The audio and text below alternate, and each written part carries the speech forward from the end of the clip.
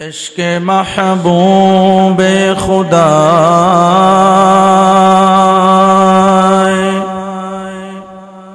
जिस दिल में हासिल नहीं,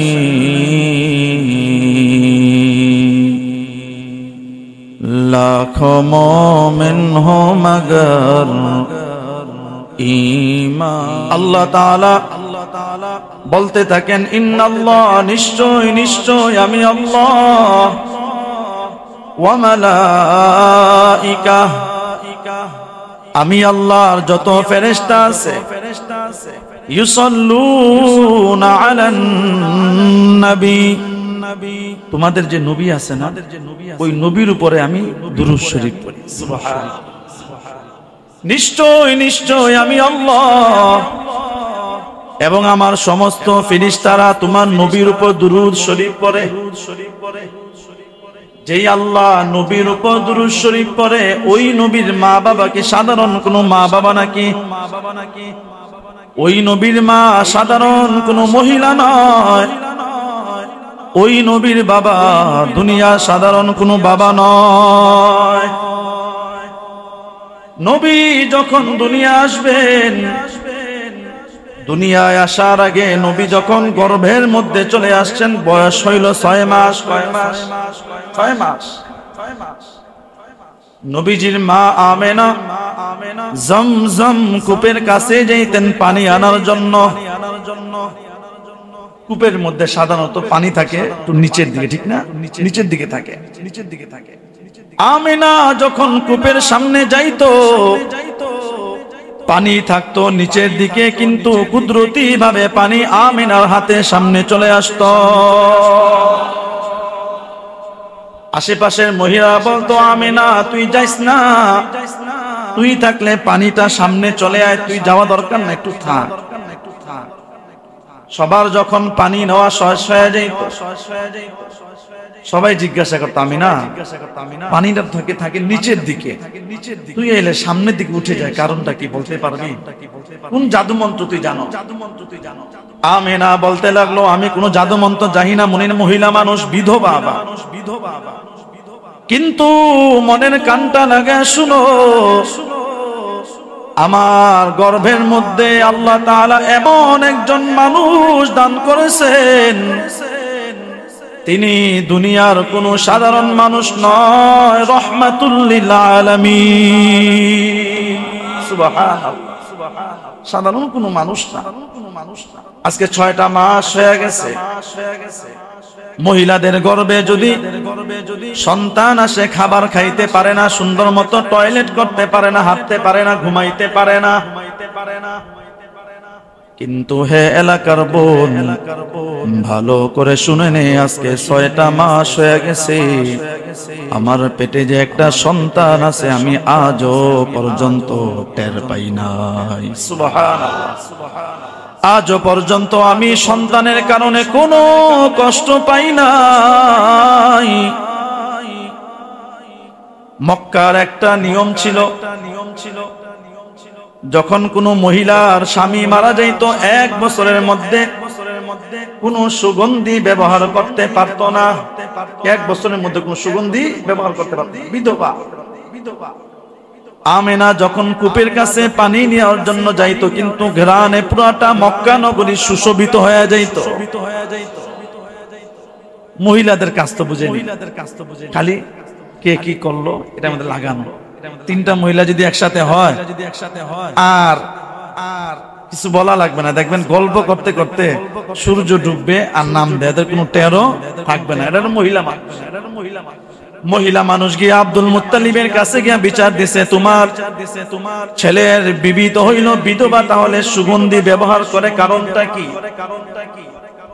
আব্দুল মুত্তালিব তার বিবিকে ডাক দিল, বিবিকে ডাক দিয়া বলল, তোমার ছেলের বউ দেখলাম সুগন্ধি ব্যবহার করে, তুমি কি জানো? কহ জানি। এমন সুন্দর সুগন্ধি ব্যবহার করে, এরকম সুগন্ধি আমি এর আগে মক্কা নগরীতে জীবনে পাইনি। সুবহানাল্লাহ বলবেন না? রোজা রাখছেন আপনারা? আব্দুল মুত্তালিবও বলতে লাগলো, দেখো আমি তো মক্কার মুতাওয়াল্লি, পুরাটা ওয়ার্ল্ডের মধ্যে কম বেশি আমি যাতায়াত করছি, যত ভালো ভালো আতর আছে আতরগুলো আমি ব্যবহার করছি, কিন্তু এত সুন্দর ঘ্রাণ আমিনার শরীর থেকে আসে, কিছু বুঝলাম না। আব্দুল মুত্তালিব তার বিবিরে বুঝাইছে, বিবি বলল দেখো মেয়েটার এমনিতেই স্বামী নাই, যদি রাগ গুসা দেখাই তাহলে কষ্ট পেয়ে যাবে। আচ্ছা আমি বুঝা মনে সুন্দর মতো, তুমি মনে কোনো কষ্ট নিও না। বিবি গিয়া আমেনারে ডাক দিল, আমিনারে ডাক দিয়া বলতেছে আমিনা, তোমার স্বামী তো মাত্র 6 মাস আগে দুনিয়া থেকে গেছে, তাহলে তুমি শরীরের মধ্যে কেন সুঘ্রাণ লাগাও? মক্কার নিয়ম অনুযায়ী তো শরীরের মধ্যে সুঘ্রাণ লাগানো যায় না বিধবা হয়ে গেলে। আমিনা বলতে লাগলো শাশুড়ি মা, আপনি হয়তোবা ভাবতেছেন আমি সুগন্ধি লাগাই, না না না না না, আমার গর্ভের মধ্যে আল্লাহ তাআলা যে সন্তান দান করেছেন ওই সন্তানের ঘ্রাণ দুনিয়ায় পৌঁছতেছে। শুধু তাই না, ওমা আমি যখন থুতু ফালাই ওই থুতুর মধ্যেও দেখি মেশকে আম্বরের ঘ্রাণ। আমি আমেনা যখন ঘাম বাহির হয় ঘামের মধ্যেও দেখি সুঘ্রাণ। সুবহানাল্লাহ, নবী আসার আলামত চলতেছে, নবী আসবে আর কয়েকটা দিন অপেক্ষা। কি বলেন থাকবেন তো? কয়েকটা দিন অপেক্ষা। নবীজি আসার আগে আল্লাহ নবীজিকে একদিন নবীজির চাচা আবু তালেব, নবীজির চাচার নাম কি? আবু তালেব। আবু তালেব একদিন বলতে লাগলো ভাতিজা, তোমার জন্মের আগে আমি অনেক সুন্দর সুন্দর অলৌকিক ঘটনা দেখেছি, অনেক সুন্দর সুন্দর আশ্চর্যজনক ঘটনা দেখেছি, তুমি কি সেগুলো জানো? বলে না জানি না। আমাকে একটু শুনান না। বলে তুমি জন্ম নেওয়ার আগে, তুমি যখন জন্ম নিবে দুনিয়ার মধ্যে আসবা, প্রতিটা সন্তান দুনিয়ায় আসার পর ঘরের মধ্যে দুর্গন্ধ ছড়ায় যায়, সুগন্ধি ছড়াইতে হয়, কিন্তু যখন তুমি দুনিয়ায় আসছো ভাতিজা, ঘরের মধ্যে কোনো সুগন্ধি ছড়ানো লাগে নাই, পুরাটা মক্কা সুগন্ধি ছড়ায় গেছে। শুধু তাই না, দুনিয়ায় যখন কোনো সন্তান আছে, সন্তান আসার পর তাকে মুসলমানি করানো লাগে, কিন্তু তোমাকে মুসলমানি করানো লাগে নাই, তুমি দুনিয়ায় মুসলমানি করা অবস্থায় আসছো। সুবহানাল্লাহ। শুধু তাই নয়, যখন তুমি দুনিয়ায় আসছো, প্রতিটা সন্তান দুনিয়ায় আসার পর তার নারীর সাথে নার কেটে দেওয়া লাগে, কিন্তু হে ভাতিজা, তোমার নার কাটে দেওয়া লাগে না, কে যেন তোমার মায়ের গর্ভ থেকে তোমার নার কেটে দিছে। সুবহানাল্লাহ। তুমি যখন দুনিয়ায় আসছো, দুনিয়ায় আসার পর প্রতিটা মা সন্তান প্রসব করার সময় বেহুশ হয়ে যায়, মাথা ঠিক থাকে না, কিন্তু যখন তুমি দুনিয়ায় আসছো তোমার মা বলতেও পারে নাই তিনি যে সন্তান প্রসব করছে। আল্লাহ নবীজি যখন গর্ভের মধ্যে ছিলেন, নবীজির মা বলেন, আমি যখন ঘুমাইতে যাইতাম কিন্তু আমার পেটের মধ্যে কোনো ব্যথা হইতো না, আমি যখন খাবার খাইতে যাইতাম আমার গর্ভের মধ্যে কোনো ব্যথা অনুভব হইতো না, কারণ আমার নবী পেটের মধ্যে নবীজির মাকে কোনোদিন কষ্ট দেয় না। সুবহানাল্লাহ। যেই নবী নিজের মাকে গর্ভে থাকতে কষ্ট দেয় নাই, ওই মাকে আজকে তুমি আমি কত কষ্ট দেই রে সন্তান। যেই মাকে নিজের নবী কোনোদিন কষ্ট দেয় না, ওই মাকে আজকে কতটা বেদনা দেয়। শুধু কাহিনী শুনলে হবে না, নবীজি ঘটনা থেকে শিক্ষা নেওয়া লাগবে। নবীজি নিজের না মাকে কতটা স্নেহ করছেন, কতটা মোহাব্বত করছেন, কতটা ভালোবাসছেন, এগুলো জানা লাগবে। বিবির পাল্লায় পরে মাকে ভুলা যাবে না। বুঝতে পারলেন? বিবির পাল্লায় পরে কাকে ভুলা যাবে না? মাকে ভুলা যাবে না। আল্লাহ নবীজি চাচা আব্দুল মুত্তালিব, নবীজির চাচার নাম কি? Abdul Muttalib. নবীজির চাচার নাম আবু তালেব। ভুলে যান গে আপনারা। নবীজির দাদার নাম কি? Abdul Muttalib. নবীজির চাচার নাম আবু তালেব। নবীজির চাচা বলতে লাগলেন, তুমি দুনিয়ায় আসার আগে রোম আর পারস্য সম্রাটের কাছে বড় বড় কুণ্ডলী ছিল, আগুনের কুণ্ডলী ছিল। ওই জায়গার মধ্যে প্রায় 500 বছর, কোন বর্ণনায় 400 বছর যাবত আগুন জ্বলতে থাকতো। কিন্তু যখন তুমি দুনিয়ায় আসছো, দুনিয়ায় আসার পর তুমি নামায়ের পেট থেকে বাহির হওয়ার সাথে সাথে আত্তাহিয়াতুর সূরাতে বসে গেছো। সুবহানাল্লাহ। আত্তাহিয়াতুর সূরাতে বসে আমি আপনি আত্তাহিয়াতুর মধ্যে তাশাহুদের এরকম আঙ্গুলটা উঠাই কিনা? আমার নবীজিও এই শাহাদাত আঙ্গুলটা আসমানের দিকে তুলে ধরছেন। আমেনা বলে, আমার সন্তান শাহাদাত আঙ্গুলটা আসমানের দিকে তুলে ধরার সাথে সাথে পারস্য আর রোম সম্রাটের আগুন সাথে সাথে নিভে গেছে। সুবহানাল্লাহ। নবীজির চাচা আবু তালেব বলেন, অন্যান্য সন্তান দুনিয়ায় আসার পর শুধু ওয়া ওয়া ওয়া ওয়া করে কান্না করে, কিন্তু তুমি কোনোদিন কান্না করো নাই। তুমি দুনিয়ায় আসার পর সাথে সাথে মালিকের কুদরতি কদমে সাজদায় পড়ে গেছো। কুদরতি কদমে সাজদায় পড়িয়া এমন কিছু গুণগান শুরু করছো রে ভাতিজা, যেই গুণগান আমরা কেউ বুঝি না, কিন্তু গুণগানের কারণে দেখি আশেপাশে ফেরেশতাদের গুণগান চলতেছে। ফেরেশতাদেরকে দেখি না, কিন্তু ফেরেশতারা চলে আসছে। তুমি যখন দুনিয়ায় আসছো, দুনিয়ায় আসার সময় তোমার ঘরটা ছিল একেবারে অন্ধকার, ঘরের মধ্যে কোনো বাতি নাই। কিন্তু তুমি দুনিয়ায় আসার সাথে সাথে তোমার ঘরের মধ্যে কোনো বাতি লাগে নাই, তোমার ঘরটা এমনিতেই আলোকিত হয়ে গেছে। সুবহানাল্লাহ। কারণ আমার নবীর চেহারা কতটা সুন্দর। আল্লাহ তাআলা এই দুনিয়ার মধ্যে 100 ভাগ সৌন্দর্য দান করছেন। কয়শো ভাগ সৌন্দর্য? 100 ভাগ সৌন্দর্য। 99 ভাগ সৌন্দর্য আল্লাহ তাআলা নিজের কাছে রেখে দিছেন, আর 1 ভাগ সৌন্দর্যকে 2 ভাগ করছেন। 1 ভাগ সৌন্দর্য কয় ভাগ করছেন? 2 ভাগ করছেন। এই 2 ভাগের 1 ভাগ সৌন্দর্যকে ইউসুফ আলাইহিস সালামকে দান করছেন। ইউসুফ নবী কত সুন্দর, কত সুন্দর। ইউসুফ নবীকে তার গোত্রের মানুষ যখন দেখছে, দেখার সাথে সাথে সবাই জানেন ফল না কেটে নিজের আঙ্গুলটা কেটে ফেলছে। সুবহানাল্লাহ। আর আমার নবী কত সুন্দর, মায়ার নবী কত সুন্দর।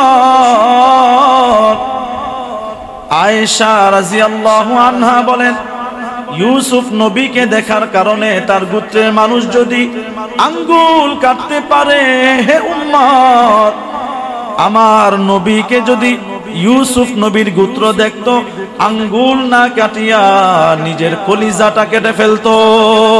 সুবহানাল্লাহ। কত সুন্দর।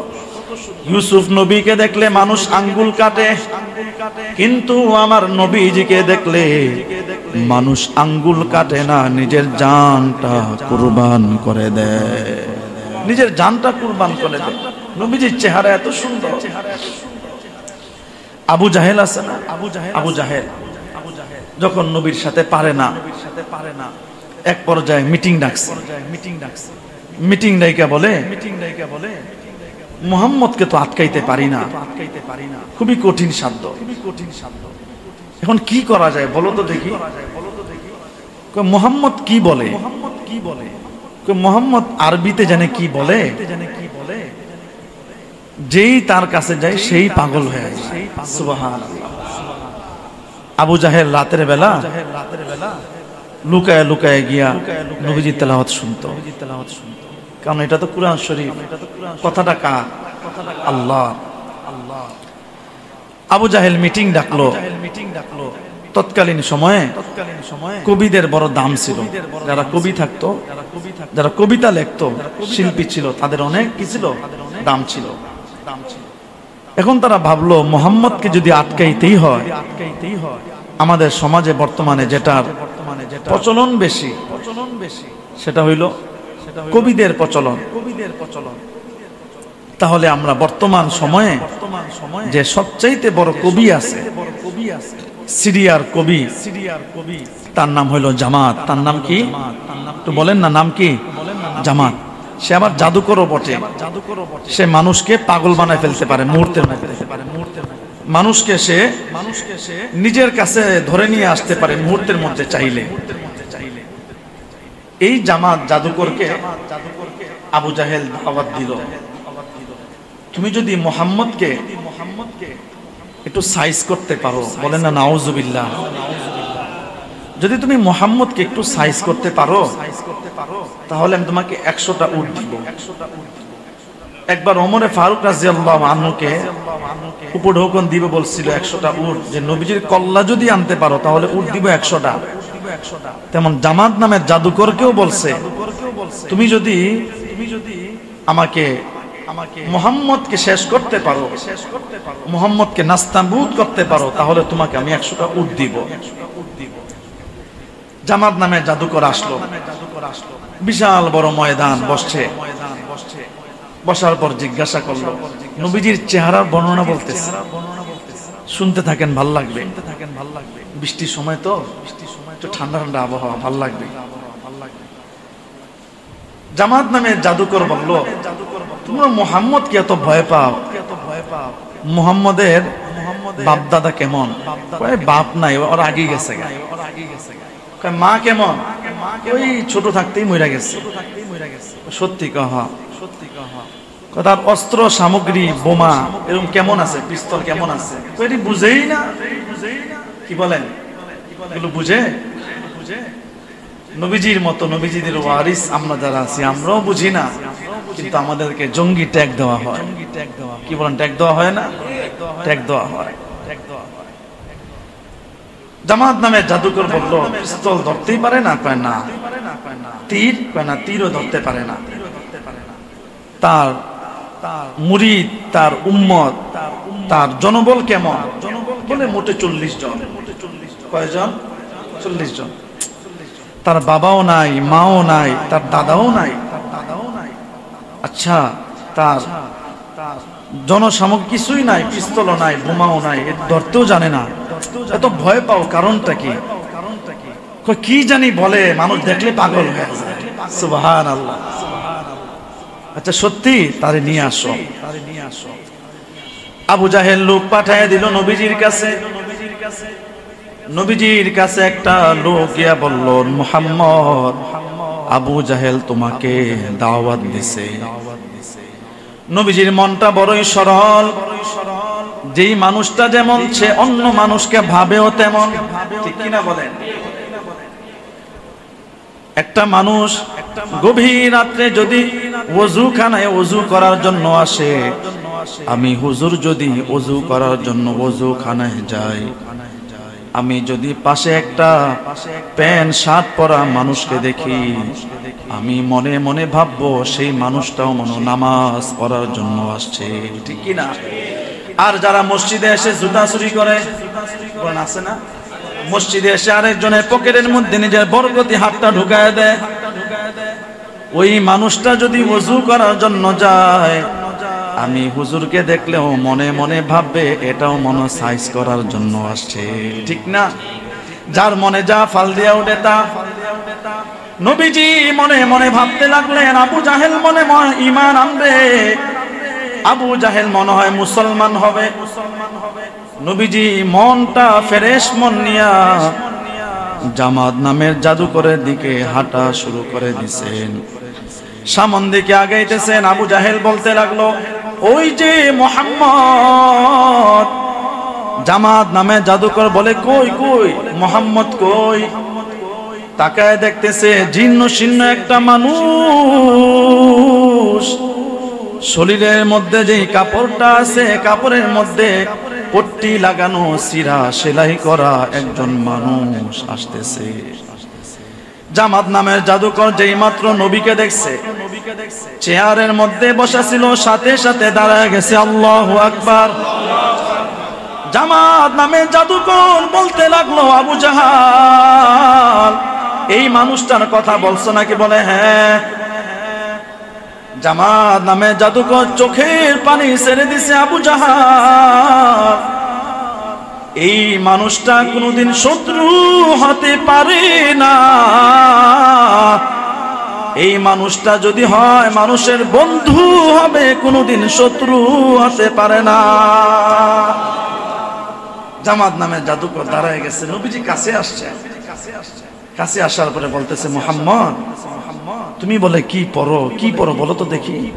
বলে, আমি আমার মালিকের কালাম পড়ি, মালিকের কথা পড়ি। আমাকে একটু পরে শুনাইবা? নবীজি বলেন, হ্যাঁ অবশ্যই শোনাবো। নরম দিলওয়ালা মানুষ তো। নবীজির সাথে সাথে পড়া শুরু করলেন। বিসমিল্লাহির রহমানির রহিম। ইয়াসিন ওয়াল কুরআনিল হাকীম। ইন্নাকা লামিনাল মুরসালিন আলা সিরাতিম মুস্তাকিম। নবীজি ইয়াসিন সূরা পড়তেছেন আর সামন দিকে আগাইতেছেন। হঠাৎ করে নবীজি ইয়াসিন সূরা পড়া বন্ধ করে দিয়েছেন। জামাত নামে জাদুকর বলতে লাগলো, মুহাম্মদ, কেন তোমার পড়াটা থামায় দিলা? এত সুন্দর কবিতা আজ পর্যন্ত জীবনেও শুনি না। পড়ো মুহাম্মদ, পড়ো গো। তুমি যদি সারাটা দিন সারাটা রাত্র পড়তে থাকো, আমি জামাত শুনতে থাকবো। কোনদিন তোমার পড়া শুনি আমি বসে যাব না, দাঁড়ায় দাঁড়ায় শুনবো। এই কথা বলার সাথে সাথে নবীজি আবারও পড়া শুরু করে দিলেন। সামন দিকে পড়তেছেন আর জামাতের চোখ দিয়া পানি বাহির হয়ে যাইতেছে। আবু জাহেল বলতে লাগলো, জামাত তুমি এমন করতেছো কারণটা কি? জামাত নামে জাদুকর বলল, চুপ থাক, কথা বলবি না। আমার জান যদি চলে যায়, আমার প্রাণ যদি চলে যায়, তারপরও আমি কথা দিলাম এই মুহাম্মদের হাতে হাত রেখে আমি মুসলমান হয়ে যাব। কারণ এই মানুষটার মুখের মধ্যে এমন একটা নূর, এই মানুষটার চেহারার মধ্যে এমন একটা মায়া, এই মানুষটা কোনোদিন কারো শত্রু হতে পারে না। ওই নবীর আদর্শটা যদি আমি আপনি মেনে নেই, ওই নবীর সুন্নতটা যদি আমি আপনি গ্রহণ করি, ওই নবীর আদর্শ 5 ওয়াক্ত নামাজ যদি পড়ে, হে বন্ধু, ওই নবীজির আদর্শ দাড়িটা যদি রাখতে পারি, আপনার আমার চেহারা দেও দেখবেন নূর চমকাইতে থাকবে। সুবহানাল্লাহ। আল্লাহ তাআলা আমাদেরকে নবীজির আদর্শ গ্রহণ করে সামন দিকে আগানো তৌফিক দান করেন। নবীজির জন্ম পর্যন্ত আসলাম। নবীজি কিভাবে জন্ম করলেন, জন্মের পরে অনেক সুন্দর কাহিনী আছে। আব্দুল মুত্তালিব বলছিল যে আগামীকাল বৃষ্টি হবে, বৃষ্টি হয় না এমনটা অবস্থা। নবীজি কিভাবে কোন সময় জন্মগ্রহণ করলেন, তারপরে কিভাবে বৃষ্টি আসলো, নবীজির উসিলা নিয়া কিভাবে উসিলা নিয়া দোয়া করলে আল্লাহ তাআলা দোয়া কবুল করবেন, এর বিস্তারিত আলোচনা ইনশাআল্লাহ সামনের সপ্তাহে হবে। আগে আগে আসবেন ইনশাআল্লাহ। সকলে প্রত্যেক সপ্তাহে বলি আগে আগে আসবেন। সময় তো কম, 50 মিনিটে কি শোনা যায় বলেন? একটা ঘটনা বললেই 50 মিনিট সময় পার হয়ে যায়। সকলেই আসবেন সামনের সপ্তাহে ইনশাআল্লাহ। নবীজির জন্মের পরবর্তী কাহিনী ইনশাআল্লাহ জানতে পারবেন। এরপরে নবীজি কিভাবে দুধ পান করলেন, হালিমা সাদিয়া রাদিয়াল্লাহু আনহার কাহিনী সকলেই কম বেশি জানেন। সত্য কাহিনীটা ইনশাআল্লাহ আমি তুলে ধরবো। সকলে সামনে সপ্তাহে আসবেন, আল্লাহ তাআলা তৌফিক দান করেন। মোহাম্মদ আফসারউদ্দিন মৃত মা বাবার জন্য দোয়া চাইছেন। মোহাম্মদ দীপু ভাই তার নিজের জন্য ও ব্যবসার জন্য দোয়া চাইছেন। মোহাম্মদ মাহিম তার মৃত মা বাবার জন্য দোয়া চাইছেন। মৃত বাবার জন্য মারা গেল, গত সপ্তাহে তো মারা গেছে আমাদের এলাকার স্থানীয় মানুষ, এই মসজিদের নিয়মিত মুসল্লি মোহাম্মদ ইসলাম মিয়া গত শুক্রবার মারা গেছেন। এই জায়গায় জানাজা হয়েছে, সপ্তাহের মাঝখানে দোয়াও হয়েছে। আপনাদের সকলের কাছে তার সন্তান দোয়া চাইছেন। আমরা সকলেই তার বাবার রুহের মাগফিরাতের জন্য দোয়া করব। দুরূদ শরীফ পড়ি। আল্লাহুম্মা সাল্লি আলা সাইয়্যিদিনা ওয়া নাবিয়িনা ওয়া শাফিঈনা ওয়া হাবিবিনা ওয়া মাওলানা মুহাম্মদ সাল্লাল্লাহু আলাইহি ওয়া আলা আলিহি ওয়া আসহাবিহি ওয়া বারাকা ওয়া সাল্লাম।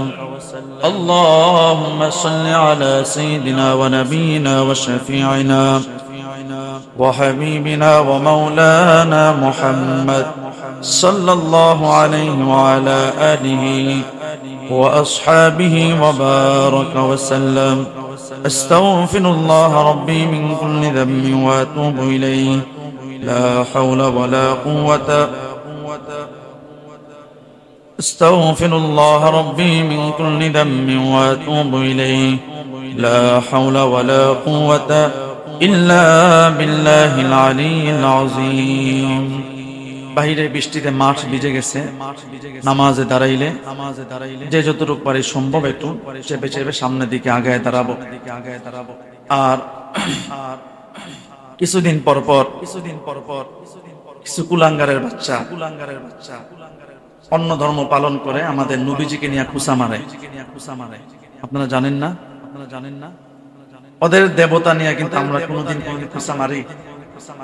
আজকে তো ১.৫ বছর এই জায়গায় কথা বলে যাইতেছি। কোনদিন এমন পাইছেন হিন্দু বৌদ্ধ ধর্ম খ্রিস্টানদের দেবতা নিয়ে কোনদিন ঠাট্টা মস্কারি করছে পাইছেন?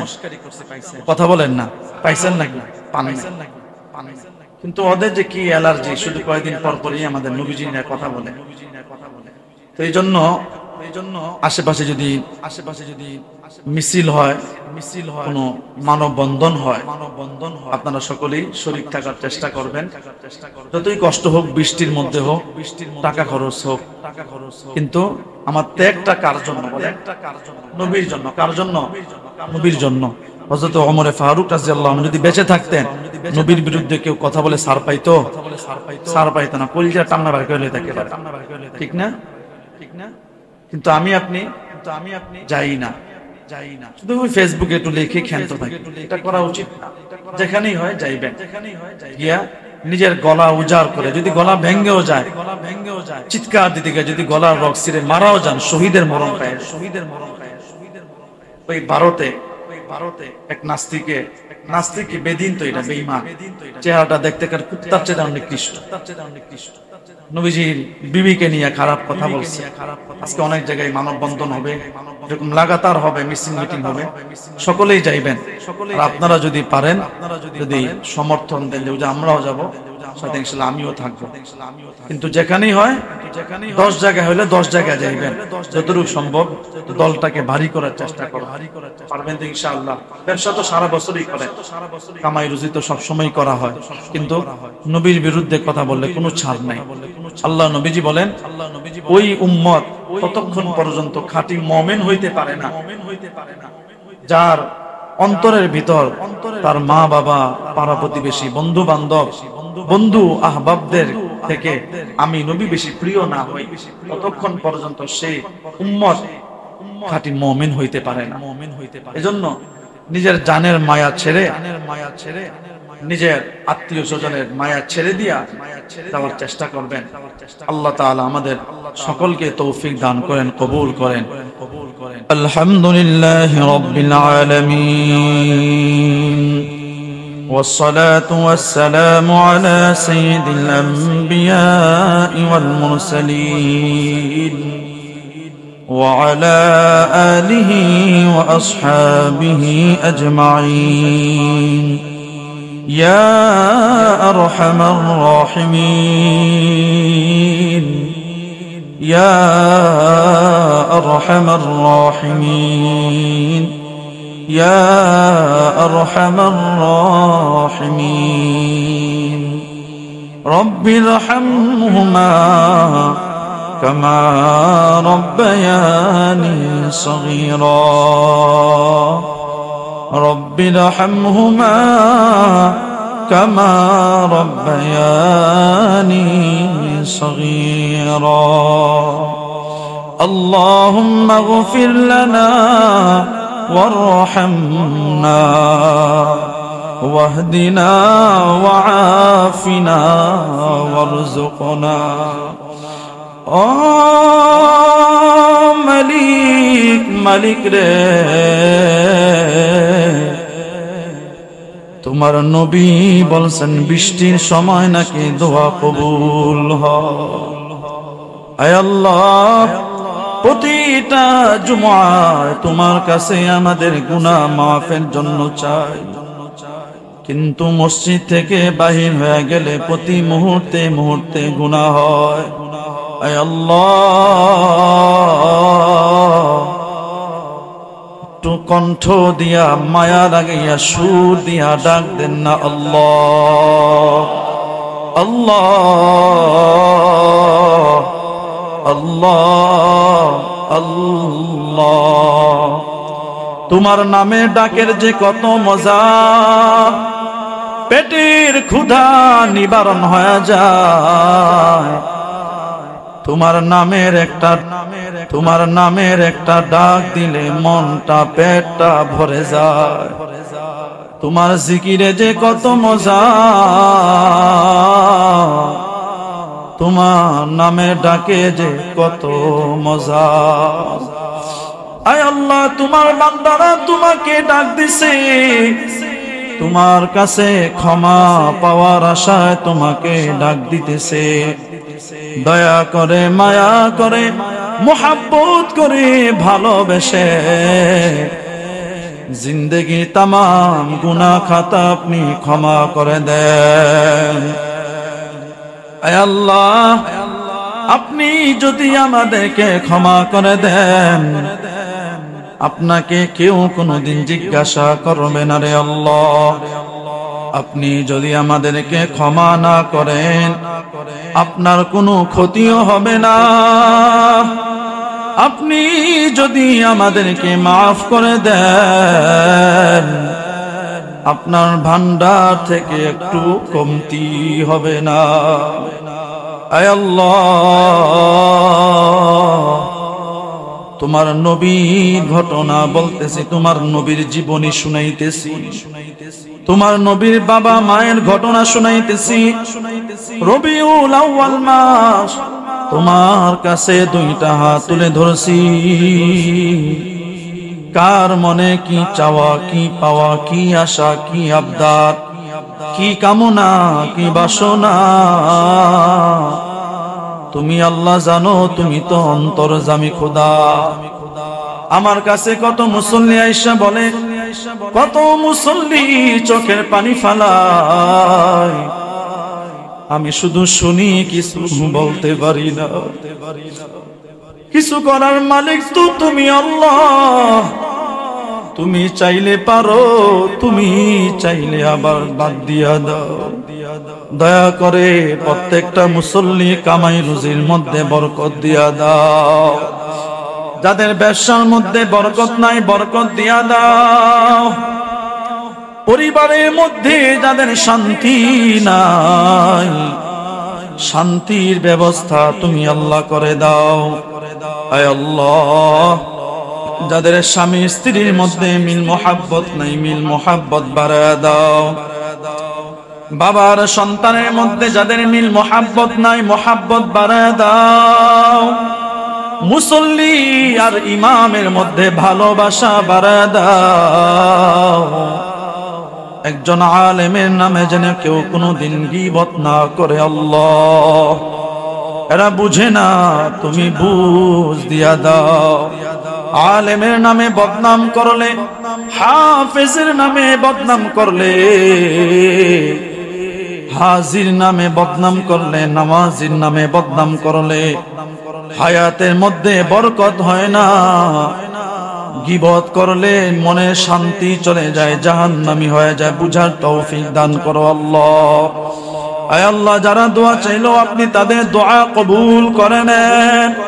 মুসল্লি ভাইদের এই আসা যাওয়াকে আপনি নাজাতের উসিলা বানায় দেন। আয় আল্লাহ,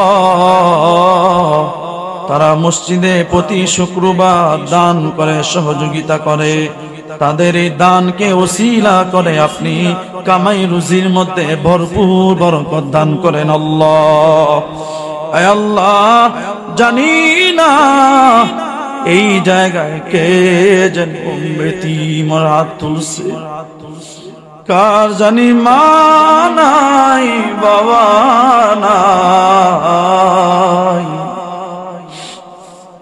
যার না সে বুঝে বাবা মায়ের কত দরদ, সেই বুঝে রে আল্লাহ। যে আব্বু বলে ডাক দিতে পারে না, যে আম্মু বলে ডাক দিতে পারে না, তার মতো অসহায় দুনিয়ার কেউ নাই রে আল্লাহ। যারা এতিম দুইটা চোখের পানি ফালায়া দিছে, তাদের চোখের পানি আপনি একটু তাকায় দেখেন আল্লাহ।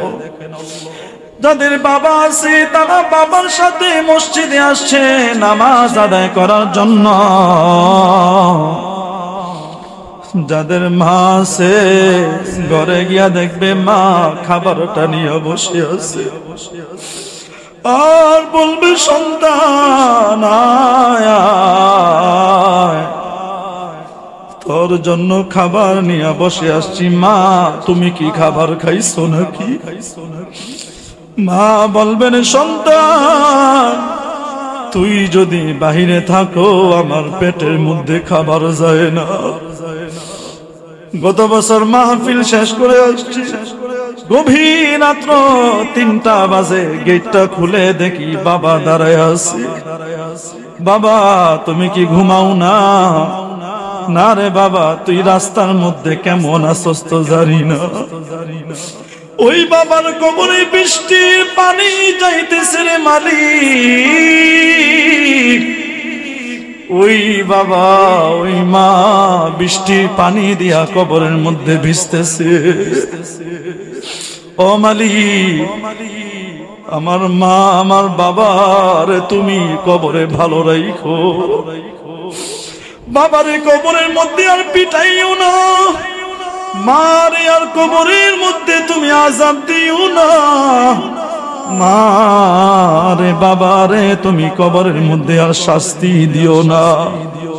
সন্তানের চোখের পানির উসিলায় আমাদের দোয়াকে কবুল করে নাও। মা বাবার কবরটাকে তুমি জান্নাতের বাগান বানায় দাও। হায় আল্লাহ, আমাদের পক্ষতে লাখ কোটি দুরূদ আর সালাম যার আলোচনা শুনতেছি তার রওজার মধ্যে তুমি পৌঁছায়া দাও।